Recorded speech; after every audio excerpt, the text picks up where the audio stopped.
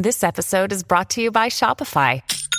Forget the frustration of picking commerce platforms when you switch your business to Shopify, the global commerce platform that supercharges your selling wherever you sell. With Shopify, you'll harness the same intuitive features, trusted apps, and powerful analytics used by the world's leading brands. Sign up today for your $1 per month trial period at shopify.com/tech, all lowercase. That's shopify.com/tech.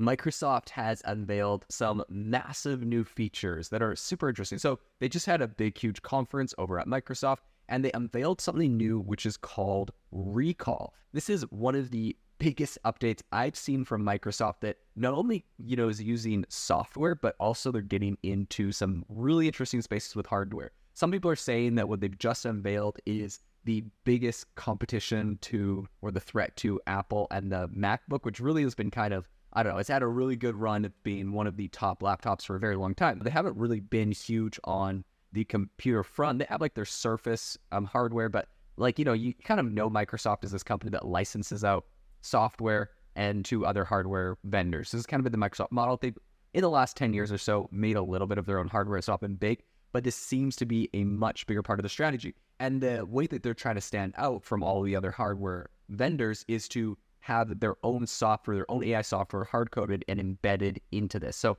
really fascinating. So with Microsoft Recall, what they're actually doing is creating a device. Now, I know some people are going to think this sounds creepy, but it is screenshotting what is on your screen every second, saving this, and it is building a memory. So you can actually query on this new Microsoft Recall thing on your computer and be like, hey, yesterday I was working on a project and I can't remember where I saved it. Or, hey, I was on the software and I was doing this thing, but I can't remember what the name of the website was, but it was a marketplace to sell music or whatever you were doing.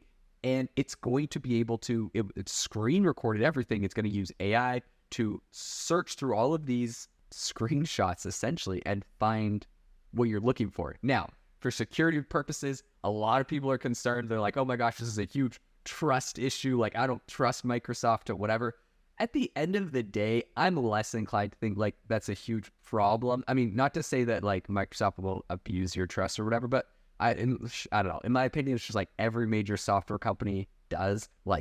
If you trust Meta, congratulations. I mean, they've, abused everyone's trust for a long time. Google is doing the exact same thing. Anyone's selling ads, so Meta, Google, and Microsoft has Bing, so same thing there. Amazon, as much as you might love, they have ads running on Amazon as well. So I bring all this up to say they need your data. They're taking your data. They're selling their data.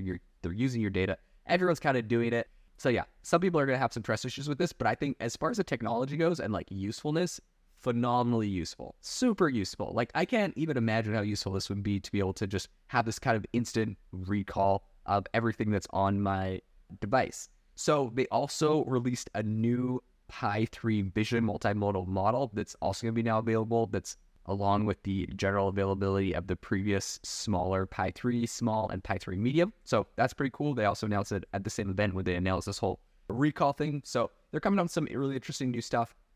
And the last thing I want to talk about that they announced at the conference is that Microsoft announced a deal with Khan Academy where they're essentially giving educators free access to AI software tools to use in education. So Khan Academy has very famously been one of the leaders in this whole kind of education space. I remember growing up, I was going on YouTube watching Khan Academy videos to explain how to do algebra and how to do finance things and accounting and all sorts of stuff. So Khan Academy is absolutely legendary. They've been really big, partnered a lot with OpenAI at the early days on how exactly they integrating OpenAI and ChatGPT into education. And now Microsoft has partnered with them and is giving this out to educators. So really exciting times. Microsoft is doing a lot in this space. And to be fair, Microsoft is doing some great things, very innovative. This recall feature is going to be fascinating to see how this rolls out. And honestly, I know I'll sound crazy for this.